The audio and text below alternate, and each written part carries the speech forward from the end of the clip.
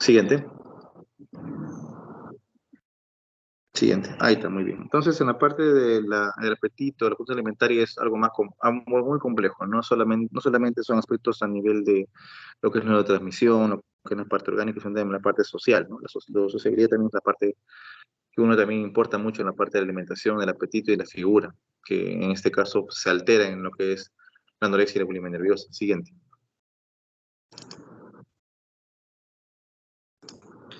Entonces hay que entender que esos trastornos, o los TCA, llamados así como abreviatura, son trastornos que generalmente son crónicos. No van a ver ustedes una anorexia que dure solamente 3 meses y se vaya. Por lo general son trastornos que se quedan mucho tiempo en el paciente, a veces años. Son enfermedades también que se producen mayormente en grupo etario y también en un sexo determinado, por lo general. Mayormente dan a mujeres, aunque algunos casos varones pueden ser también, no son tan extraordinarios, pero mayormente en mujeres, y por lo general se inician en edades tempranas, en la adolescencia o en la pubertad de la mujer, por lo general. Ah, hablando de ello, también estos TCA tienen en común el hecho de que la persona tiene un comportamiento distorsionado o alterado en relación a lo que es la alimentación o cómo se percibe en la parte corporal. Siguiente. Entonces acá tenemos según el DSM-5 todo lo que es la conducta alimentaria, ¿no? A la cabeza la anorexia y la bulimia. Y después sigue el atracón, que no es tan frecuente, pero está relacionado más que todo con obesidad. Ese trastorno, evitación restricción, es un trastorno relativamente nuevo, ¿no? El DSM-5. La pica y rumiación que se da más que todo en poblaciones a veces lactantes o niños con retraso mental o discapacidad intelectual, ¿no? Siguiente.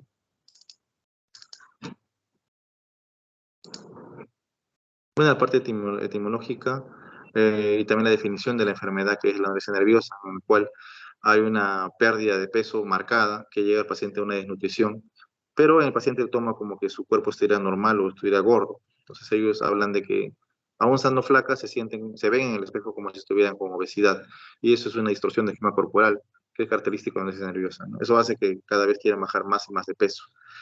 Aparte de ello, tienen conductas relacionadas con pérdida de peso, es decir, o buscan restringirse en el alimento, o sea, no quieren comer, o bien buscan formas de bajar de peso, ya sea usando laxantes o diuréticos. En algunos casos también pueden usar el vómito como un método para bajar de peso, y eso a veces hace confundir de cuando una mujer tiene bulimia o anorexia. En ambos casos puede haber vómitos que son frecuentes 3 veces al día, pero en la anorexia evidentemente hay una pérdida de peso ostensible y la paciente está por debajo del peso normal. En cambio, en la bulimia el peso puede estar de repente normal o de repente sobrepeso o de repente pues un poquito más allá. Pero en la bulimia existe lo que son los atracones, pero no existe una pérdida de peso tan ostensible como en la anorexia nerviosa. Siguiente.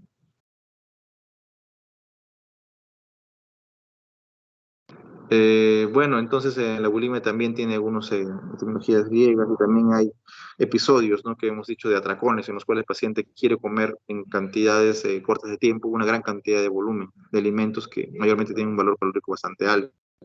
Y después de ello vienen sentimientos de culpa, el paciente puede tener conductas purgativas, lo más frecuente es el vómito, se induce en el vómito. Siguiente. Bueno, casos históricos, eso pueden en su casa. Siguiente, por favor. Descripciones iniciales de la enfermedad, que empezó como consunción nerviosa. Siguiente. Acá hay descripciones también de la enfermedad, buscando un origen más que todo orgánico, a nivel hipotalámico, proficiario. Siguiente. Bueno, algunas historias respecto al psicoanálisis de la anorexia, ¿no? Que es una patología que se puede tratar con esta modalidad terapéutica, pero no tuvo mayor resultado. Pero hay descripciones interesantes como la de Bruch, que tiene un libro que se llama La jaula dorada, que es muy interesante acerca de eso. Siguiente.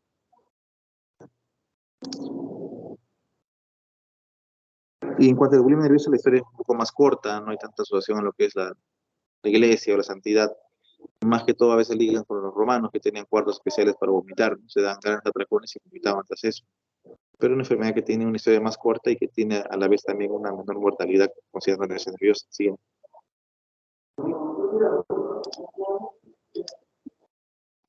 Bueno, igual la bulimia nerviosa, que se ha visto acerca de ello, la importancia acerca de lo que es el cuadro clínico y también de los efectos colaterales o principales complicaciones, por ejemplo, la rotura de esófago, ¿no? Que es una complicación que puede causar la muerte. Siguiente.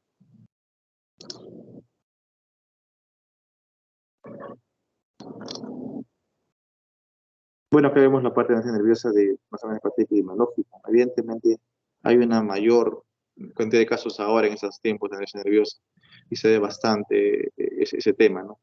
Pero vemos que el periodo de diagnóstico, o sea, el debut de la anorexia nerviosa, se ha visto que se ha puesto más precoz. Ahora las pacientes a veces pueden ser hasta puberales o prepuberales, cuando antes el inicio era quizás la adolescencia media o tardía. Ahora los inicios son mucho más tempranos y eso es una cosa de preocupación. Entonces, eso es lo que tenemos que tener en cuenta también en estos cuadros, ¿no? De anorexia nerviosa. Aparte de ello, que mayormente se da en mujeres, mayormente se da en mujeres y vemos más que todo que pacientes, los restos de pacientes tienden a ser mujeres, la población, puede ser hasta 21 la proporción, y mayormente se da en todas las clases sociales. Siguiente, por favor.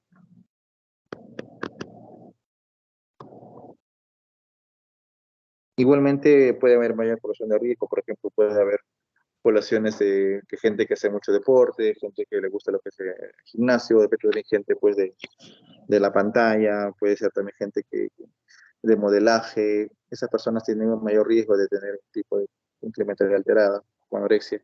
También antecedentes de personas que tuvieron obesidad en la infancia, que sufrieron bullying por la obesidad, pacientes también que han sido abusadas sexualmente, o también pacientes que tienen antecedentes familiares de la condición.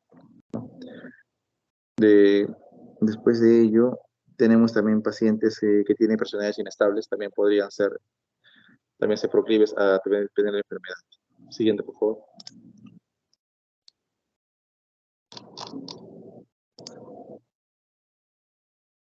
Bueno, en cambio, la bulimia nerviosa también, el diagnóstico es un poquito más frecuente que anorexia nerviosa. Es más frecuente la cantidad de pacientes que sufren esta patología, pero se va a ver evidentemente que esta situación se enfoca más en población femenina y población de adolescentes, quizá más tardíos que la anorexia, ¿no? A veces adolescencia tardía y también adultez temprana.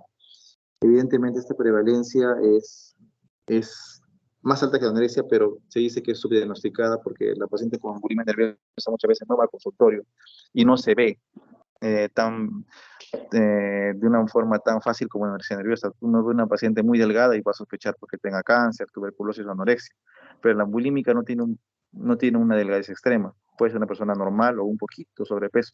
O sea, eso no se puede notar a simple vista. Siguiente, por favor.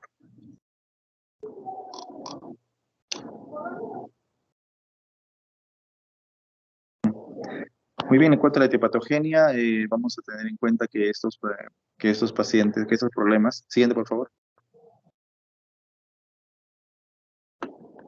van a tener un factor biológico, un factor sociocultural y un factor psicológico, no lo principal, ¿no? Un factor genético en el cual puede haber familiares que tengan la condición, un factor sociocultural en el cual una sociedad que pueda dar lo que es el culto de la delgadez como sinónimo de belleza, que puede forzar a las niñas a ser delgadas, y también un factor psicológico en personas que pueden ser más vulnerables a ello. Siguiente.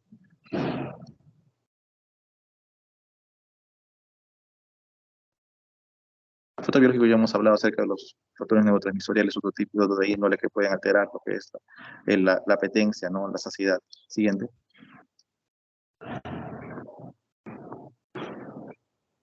La parte genética es muy importante, ¿no? Se ha visto que existe un gran componente genético, además hay gemelas con anorexia, hay hermanas que tienen más frecuentemente los síntomas de anorexia nerviosa, y entonces hay que explorar siempre la parte pues, de la herencia, ¿no? Si hay un paciente con síntomas alimentarios, hay que preguntar si en la familia hay alguien más con la condición. Siguiente.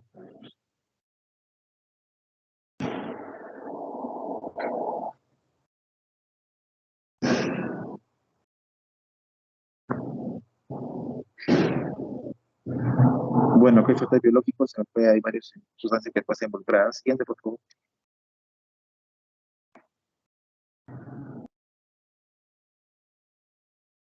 Funciones también hipotalámicas, pulsares que se pueden estar alteradas también a veces, también está bien descrito. Siguiente. Y la parte psicológica, evidentemente, ¿no? Algunos sentimientos del paciente, de la búsqueda del control acerca del dominio del cuerpo y esas cosas pueden generar que el paciente con una pobre autoestima o de repente con ciertos patrones de obsesividad pueden caer en este tipo de alteraciones. Siguiente, por favor.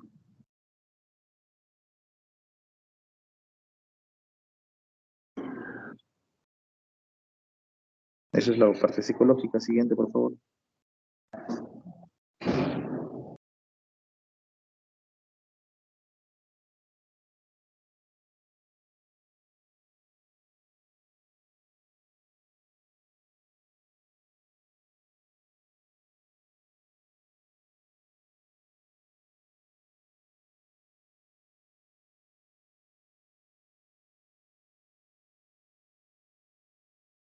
Ya, y entonces la parte social, la presión cultural también es importante en este tipo de condiciones, ¿no? El hecho de que las personas pues admiren a la delgadez como un sinónimo de belleza, puede ser que las niñas puedan sentirse inclinadas hacia tener un peso bajo y bajar drásticamente el peso, ¿no? Es una situación cultural que se puede dar. Siguiente, por favor.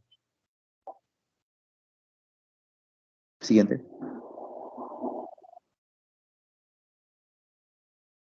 Siguiente. Bueno, pues, según el CIE-10 tenemos que tener diagnósticos de lo que es anorexia nerviosa, ¿no? A la cabeza lo básico es el peso significativamente por debajo de lo normal. Entonces algunos hablan de un IMC menor de 17.5, otros de 17, y que esta pérdida de peso esté motivada por algo voluntario. El paciente ha querido dejar de comer o paciente sin usar vómito u otras condiciones, por las cuales el paciente bajo de peso. Lo otro sería la distorsión del tema corporal. El paciente se ve gordo, estando delgado. Y las otras son cosas ya menos frecuentes, como por ejemplo la presencia de ausencia de regla, y también lo que es el retraso de las manifestaciones secundarias sexuales en el paciente que ha empezado el problema prepuberalmente. Siguiente.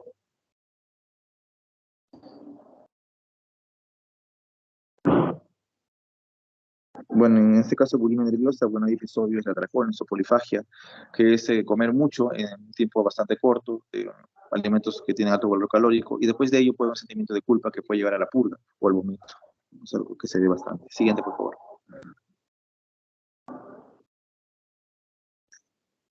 Con restricción energética también nos sale DSM-5, igual, con un peso que es significativamente por debajo de lo normal, de acuerdo a lo que es la talla, el peso y de todo.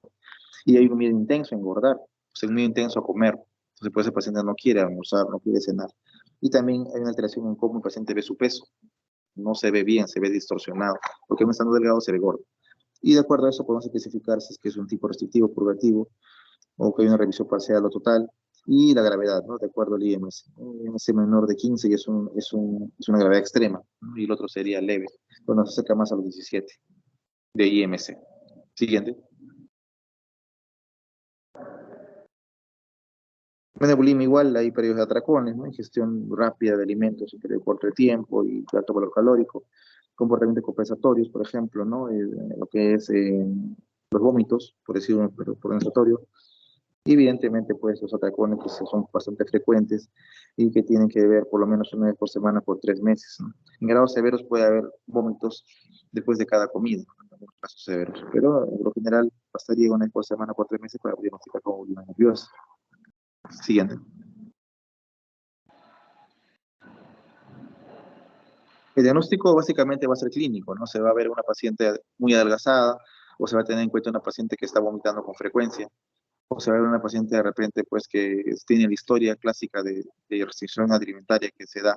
Y a veces, muchas veces el paciente es traído por la familia, no viene por su cuenta, porque a veces el paciente está de acuerdo con su conducta.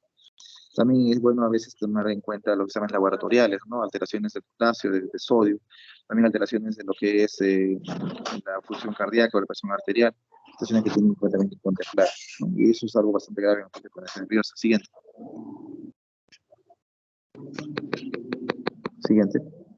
Bueno, en cuanto a viene nervioso también es el diagnóstico más difícil porque la paciente bulímica tiende a no ir a consulta y tiende a esconder síntomas. La bulímica por lo general puede ser una paciente con peso normal o con sobrepeso, pero que oculta, se empieza a comer en exceso, se da atracones y lo vomita. Entonces la bulímica muchas veces es infradiagnosticada porque no va a consultorio, por vergüenza u otras condiciones. La bulímica también a veces suele ser, como digo, una mujer adolescente tardía o en la adultez temprana y que suele consultar a veces por complicaciones, ¿no? Dentarias, el esmalte dental se lastima con tanto ácido del vómito, también puede tener alteraciones a nivel del reflujo gastroesofágico y en condiciones extremas puede llegar a la ruptura del esófago, como siendo Mallory Weiss. También a veces en bulímica se parece que puede una personalidad borderline o de frente histriónica y también contemplar la presencia de comorbilidades del eje 2. Siguiente, por favor. Bueno, hay que ser diferenciales con otros trastornos. Por ejemplo, en la depresión puede haber un paciente que no quiera comer, pero por la depresión. También puede haber cuadros psicóticos, el paciente puede escuchar voces que digan que no coma y puede ser el caso de las voces para no comer. También puede haber cuadros orgánicos que lleven a la desnutrición, por ejemplo, tuberculosis, problemas de neoplasis o problemas de hipertiroidismo. Entonces hay que también descartar la causa orgánica antes de diagnosticar una alergia nerviosa. Y eso es lo principalmente con lo que tenemos con los pacientes con alergia nerviosa, ¿no? Diferencial con pacientes con enfermedades orgánicas y después con patologías psiquiátricas, con las cuales también puede haber sospecha. Siguiente.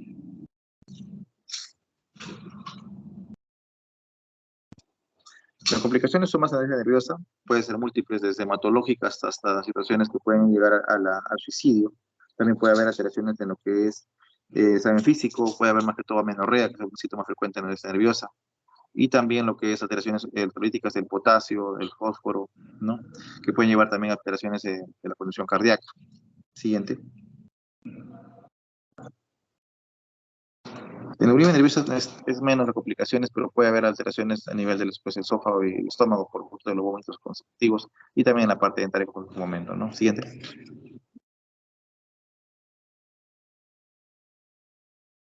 El curso es variable. Algunas personas con este problema tienen un curso de 1, 2 o 3 años y luego tras lo cual se remite todo ello. Hay personas que tienen una cronicidad mayor aún todavía.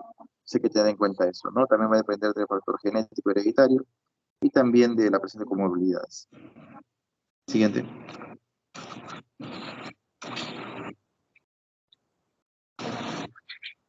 En la bulimia también el curso es bastante impredecible, ¿no? Puede haber situaciones que van a quizás en el tiempo remitir los síntomas de bulimia y progresar cuando hay un nuevo estresor, ¿no?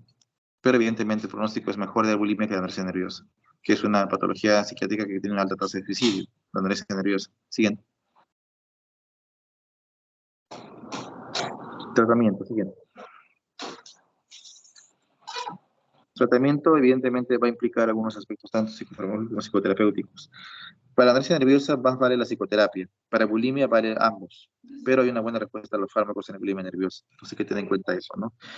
Se recomienda psicoterapia, evidentemente, y aparte de ello también se recomienda un tratamiento nutricional. Si el paciente viene desnutrido, tiene que verlo un especialista en nutrición médica para poder determinar si requiere nutrición parenteral total o parcial, otro tipo de condiciones. Los pacientes de esa condición severa tenemos que verlo de una forma multidisciplinaria, ¿no? Endocrinólogo, nutricionista, ginecólogo, psiquiatra, psicólogo, todos, para poder que este paciente se recupere más prontamente. Siguiente, por favor. Va a depender de unas condiciones para poder integrar un paciente con anorexia nerviosa. Por lo general, es que el paciente sigue perdiendo peso a pesar de que tiene tratamiento ambulatorio. Si hay una perturbación de la parte cardíaca, si hay una bradicardia severa, ¿no? Que es lo principalmente que ocurre. Si hay una depresión grave, suicidios graves, y también muchas veces cuando es un problema electrolítico y también de electrolitos, por ejemplo, el potasio bajo también es criterio para poder internar. Igual también la hipotensión persistente. Siguiente.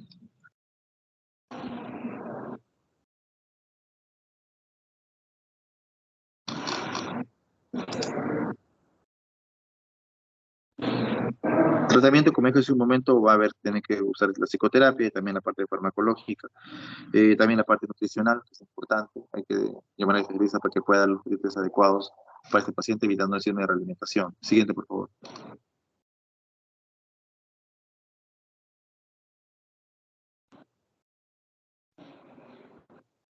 Bueno, la parte de psicoterapéutico es importante en esto, en el TCC, la terapia sistémica son importantes en el manejo del paciente con problemas alimentarios. Siguiente.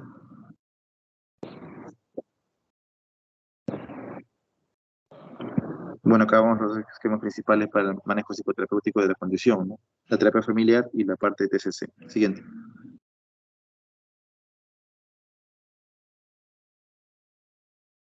La bulimia, el tratamiento, como dijimos en un momento, psicoterapia y también puede ser tratamiento con fármacos, con los cuales tiene muy buena respuesta a los ISRS. En unos casos raros se internan, pero no es muy frecuente internar una bulimia nerviosa. Siguiente.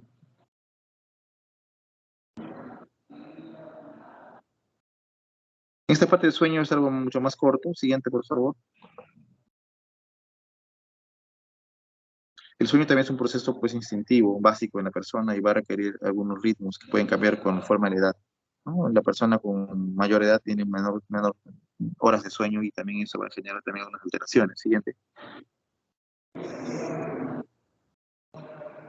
Acá tenemos lo que son las fases clásicas de sueño REM y no REM. Siguiente. Bueno, clasificaciones del sueño que hay varios. Siguiente. Siguiente.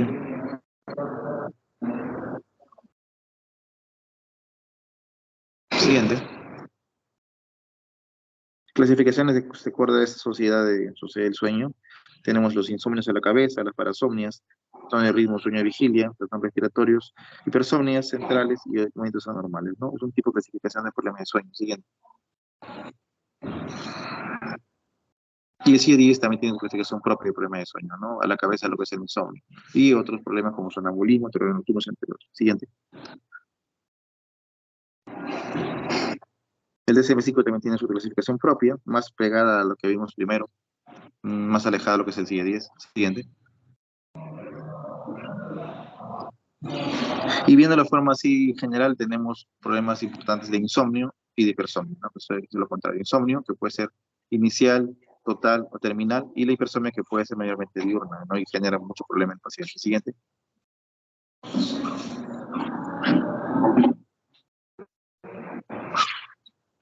Bueno, acá lo que es el insomnio, es una definición acerca de lo mismo. Siguiente. Igual lo que son las situaciones para insomnio que no son muy frecuentes. Siguiente. Y acá el insomnio en cuanto a la duración, que puede ser de corta duración, larga duración y transitorio, ¿no? Por lo general lo que vemos nosotros es algo transitorio y corta duración. El crónico no es tan frecuentemente visto, pero igual hay que saber tratarlo. Siguiente.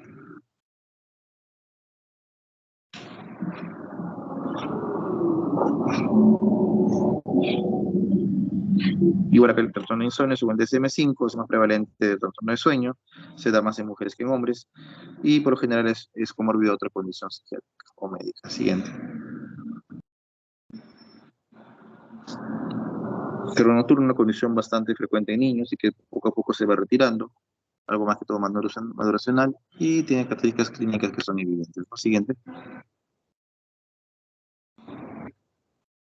Sonambulismo también es una condición que tiene cierta frecuencia, tiene un factor genético importante en el cual el paciente se levanta a dormir y puede hacer actividades diversas, estando dormido aún, y que puede tener peligro pues, que después haya un accidente en esas actividades, ¿no? Siguiente.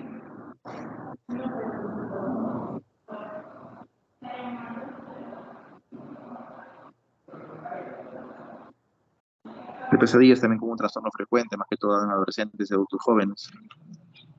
Los sueños son angustiosos y puede haber recuerdo de los mismos. Siguiente.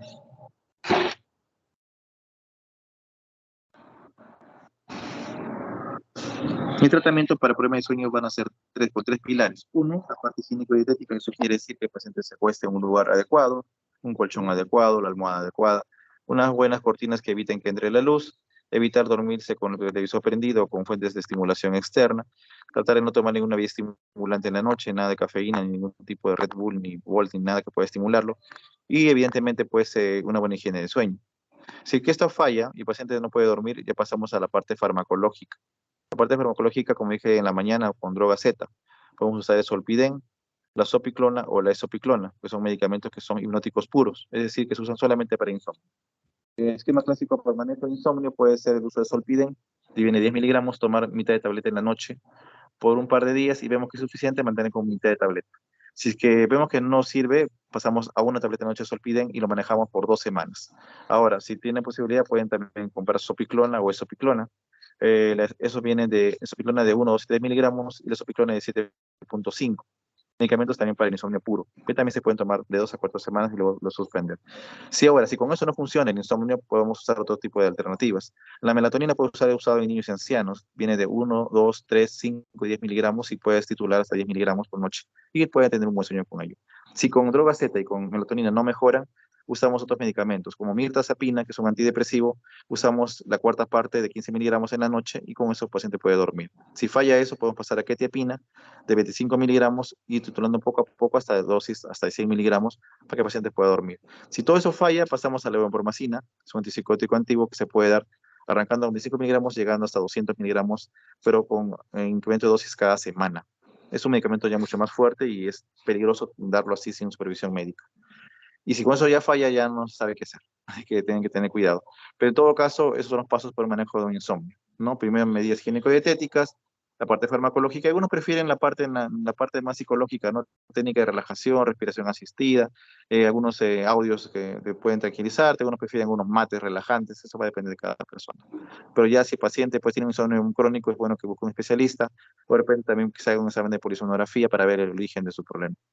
Eso sería todo, chicos. Sería un resumen de trastorno de sueño y de apetito. Ya revisé los exámenes en el recurso del día y les mando sus notas por medio de la delegada. Eso es todo, chicos. Nos quedamos allí. suerte en su examen, cuídense mucho y cualquier cosa me consulta. Gracias, hasta luego. Hola, doctor, gracias.